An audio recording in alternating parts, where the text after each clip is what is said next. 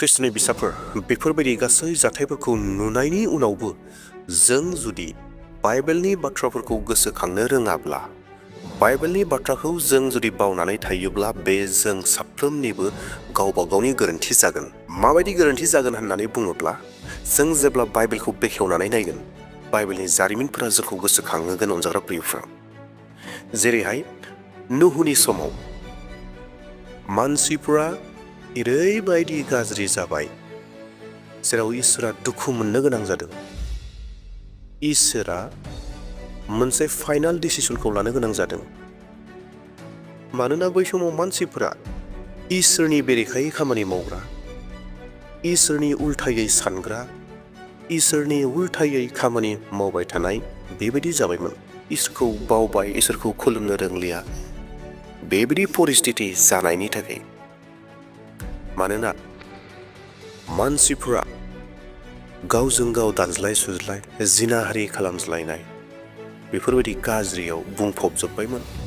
बेनिखायनो इसोरा बुहुमनि गासै मानसिफोरखौनो, मानसिजों लोगोसे जिब जुनार, एम्फौ एनला जा दं गासैखौबो फोजोबस्रांनायनि थांखि लानो गोनां जादोंमोन। नाथाय बिनि सिगाङावनो इसोरा बुहुमनि मानसिफोरनो खाबु होदोंमोन गोसो सोलायनायनि। अनजाग्रा प्रियफोर, नूहनि गेजेरजों मानसिफोरनो गोसो सोलायनायनि मोनसे खाबुखौ होदोंमोन। नाथाय बै खाबुखौबो बै नूहनि समाव मानसिफोरा नाजावनो रोङाखिसै। दा बिनि थाखाय बै समाबो बारलांबाय। सम बारनायनि उनाव गोसो सोलायब्ला जानाय नङा। दा बेयावखाय नूहनि समाव नूहखौ इसोरा सायख'बाय। मानोना इसोरा बुहुमाव केबल नूह आरो नूहनि न'खरखौल' हामजा जाथाव नुबाय आरो इसोरा नूहनि न'खरखौ बासायबाय आरो नूहखौ नाव गिदिर मोनसे बानायनो होबाय आरो बे नावआव नूहनि न'खरखौ बासायबाय आरो बुहुमाव थानाय जिब जुनारखौ जरा जरा रैखाथि होबाय।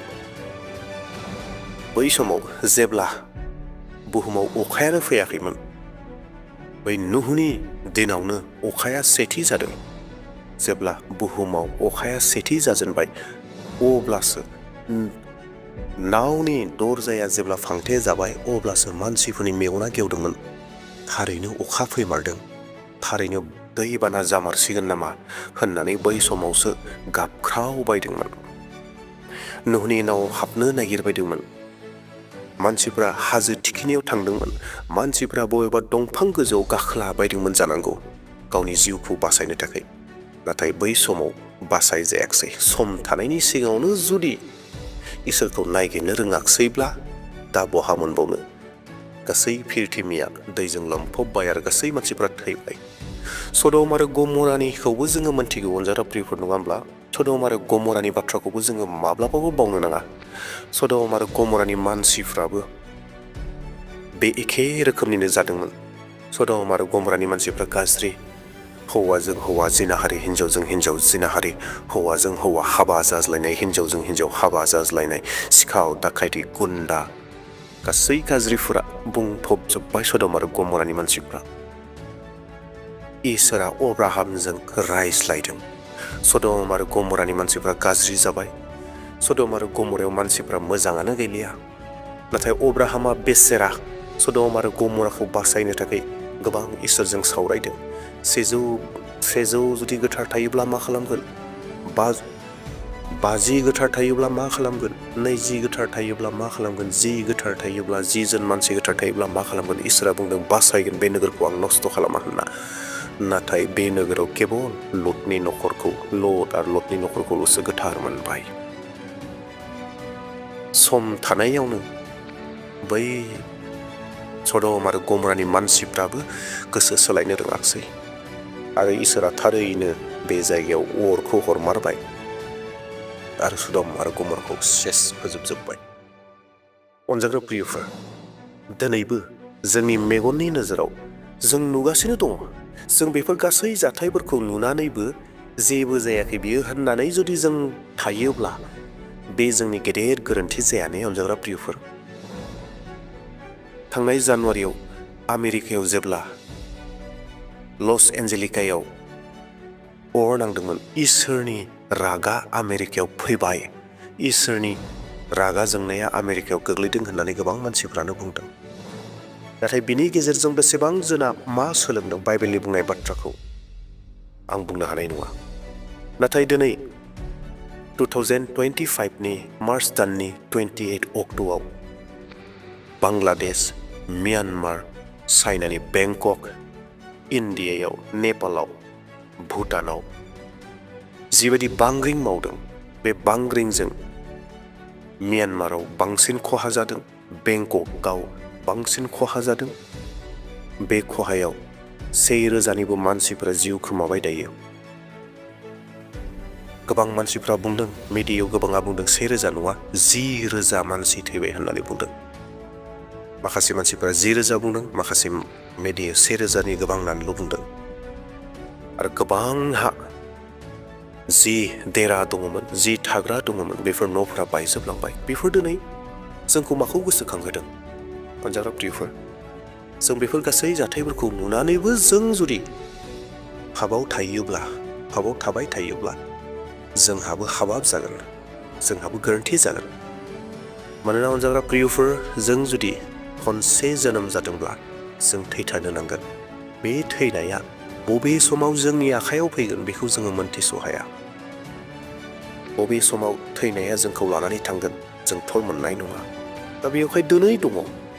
बे दिनै थानायावनो जोङो इसोरखौ खुलुमनो रोंनो नांगोन, इसोरखौ सिबिनो रोंनो नांगोन।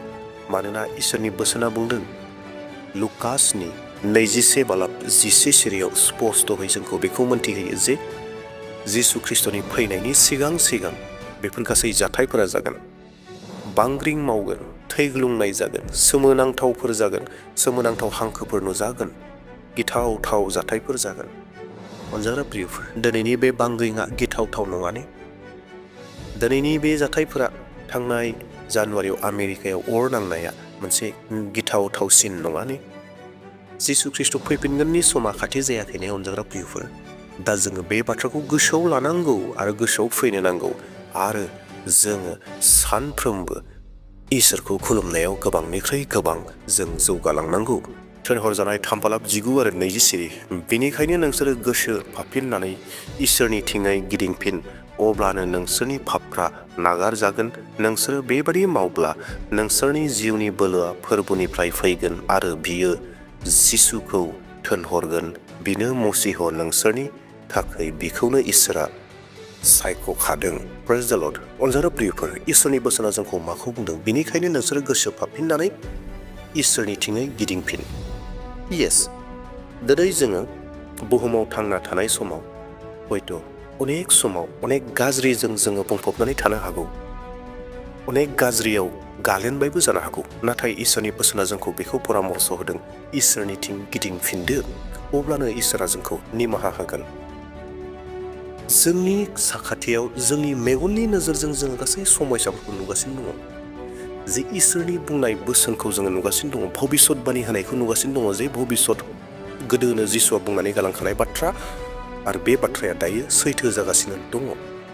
आरोबाव जोङो मोनसे इसोरनि बोसोन नायबावनि, माथाय 3:2 नोंसोरो गाव गावनि पापफोरनिफ्राय गोसो फाफिनदो, मानोना सोरगोनि रायजोआ खाथि जाबाय। अनजाग्रा प्रियफोर, इसोरनि बोसोना मा एसे स्पष्ट। बे गासैखौबो नुनायनि उनाव आरो इसोरनि बोसोनखौ मोननायनि उनाव जों जुदि बुङोब्ला टेनसन गैया, बेफोर जाथायफोरखौ खर' साबाय थानांगौनि बाथ्रा गैया, जिंगासिनांगौनि बाथ्रा गैया, बेफोर जादों, फैदों, थांदों होननानै जों जुदि सानोब्ला, बेफोर गासैखौ नुनायनि उनाव जों जुदि गोसोआव मोनसे गम्भिरखौ लायाब्ला बे गाव गावनि गोरोन्थि जागोन। येस अनजाग्रा प्रियफोर, दिनै बेफोर गासै जाथायफोरनि गेजेरजों इसोरा मानसिफोरजों सावरायगासिनो दङ होननानै जों साननांगोन। येस अनजाग्रा प्रियफोर, बेफोर गासै जाथाय जानायनि गेजेरजों इसोरा साफ्रोमबो सुबुं माहारिजों डिसकासन खालामगासिनो दङ, रायज्लायगासिनो दङ, इंगितखौ होगासिनो दङ। मानोना लुकासनि 21:11 सिरियाव जिसु ख्रिस्ट'आ गावनो स्पष्टयै दिन्थिखादों जे जिसु ख्रिस्ट' फैनायनि सिगां बांग्रिं जागोन, मानसिफोर थैग्लुंनाय जागोन। दिनै बे बांग्रिंआव म्यानमाराव, बेंककआव गोबां मानसिफोर थैदों, गोबां मानसिफ्रा जिउ नागारनो गोनां जाबाय, आरो गोबां खहा जादों। बेफोरो एरैनो जादों नामा? बेफोर जाहैबाय जिसु ख्रिस्ट' फैफिनगोननि मोनसे नेरसोन, मोनसे सिन। दा बेयावहाय जोंबो गम्भीर जानो नांगोन, मोनसे सिरियासआव जों थानो नांगोन। आरो बे सिरियासआ मा? सोलायनायनि सिरियास, रिपेन्टेन्सनि। जों जुदि पापाव दङब्ला, जों जुदि इसोरखौ खुलुमनो रोङाखैब्ला, जों जुदि इसोरखौ सिबिनो रोङाखैब्ला, जों जुदि गिर्जायाव थांनायखौ बावनानै दङब्ला, जों पाप मावनानै दंबाय थायोब्ला, बेफोर गासैनिफ्राय जोङो रिपेन्टेन्स जानो नांगोन। सासे आर'ज खालामग्रा, बाइबेल फरायग्रा, इसोरनि बोसोनखौ मानिग्रा, इसोरजों थांनानै थानाय, बे गासैयाव जों थानो नांगोन। जोबनायाव मोनसे इसोरनि बाइबेल सिरिखौ फरायनानै फोजोबनो हास्थायबाय। बेनो जाहैबाय इब्रायारि 12:24 आरो 25 सिरि। दे जोङो सासेया सासेनि थाखाय साननो नाजानि, अननो आरो गाहाम हाबाफोर मावनो जोङो गावजों गाव गोसो दुंखां होज्लायनि। सोरबा सोरबा जथुमनायाव लोगो लाज्लायग्राफोर बादि जोङो गावजों गाव लोगो लाज्लायनायखौ नागारा लाबानो फोरबोनि फैफिनगोन साना खाथिनिफ्राय खाथिसिन जानायखाय दे जों रासिननिख्रुइ रासिन लोगो लाज्लायनानै गोसो दुंखां होज्लायनि। प्रेज लर्ड, प्रेज द लर्ड, प्रेज द लर्ड। इसोरनि बाख्नाय जानाय जाथों। इसोरनि बोसोना जोंखौ माखौ थुलुंगा होदों? गावजों गाव लोगो लाज्लायनानै इसोरनि मन्दिराव थांनानै बेजों बे थुलुंगा होज्लायनांगौ। मानो? जोबनाय बोथोरा खाथिनिख्रुइ खाथिसिन जागासिनो दङ। जिसु ख्रिस्ट'नि फैगोन समा खाथिनिख्रुइ खाथि जासिनबाय। बेनिखाय जोङो गावजों गाव दुंखां होज्लायनि, जोङो सिरि मोनना थाज्लायनि, इसोरनि मन्दिराव इसोरखौ खुलुमनि, जों जेन अरायबो दुंखांज्लायनानै थानो हायो। बिनि थाखाय अनजाग्रा प्रियफोर, दिनैनि बे बांग्रिङा जोंखौ माखौ बुंदों? इसोरनि रायजोआ खाथिसै, जिसु ख्रिस्ट' फैफिनगोना खाथिसै। जिसु ख्रिस्ट'आ बेफोर गासै जाथायनि गेजेरजों जोंनो इंगितखौ होदों। थांनाय आमेरिकायाव जानाय गिदिर अर, बे मामोन? बे दिनै बेफोर गासै जोंखौ दिनै इंगित होगासिनो दङ। जिसु ख्रिस्ट'नि रायजोआ खाथिसै, जिसु ख्रिस्ट' फैनाया खाथिसै होननानै जोंखौ मोन्थिहोदों। बेफोर गासै जाथायफोरखौ मोन्थिनायनि उनाव, गावनि मेगनजों नुनायनि उनावबो सोरबा जुदि उन्दुनानै दङब्ला, सोरबा जुदि बेफोर बाथ्राखौ सानाखैब्ला, जिसु ख्रिस्ट'आ फैफिनगोना खाथिसै होननानै साननो रोङाखैब्ला, रिपेन्टेन्स जानो रोङाखैब्ला, बेनि दाया गाव गावनियावनो थासिगोन। दे अब्ला अनजाग्रा प्रियफोर, बेफोर गासै जाथायनि गेजेरजों जोङो आत्मिक जिउआव जौगानो नांगोन। दिनैनि भिडिअखौ बेसेयावनो दोनथ'नोसै। रिपेन्टेन्स, गोसो सोलायनाया मस्ट इम्परटेन्ट। इसोरा जोंखौ बेखौ थुलुंगा होदों आरो जिसु ख्रिस्ट'आ बे गासै जाथायनि गेजेरजों जोंजों रायज्लायदों। अनजाग्रा प्रियफोर, जोबनायाव खावलायनो हास्थायबाय, चेनेलाव सोरबा गोदान फैदोंब्ला साबस्क्राइब खालामना लागोन आरो भिडिअखौ नायनानै मोजां मोनदोंब्ला आरो माबा मोनसे सोलोंदोंब्ला लाइक होगोन आरो शेयार खालामगोन। Thank you.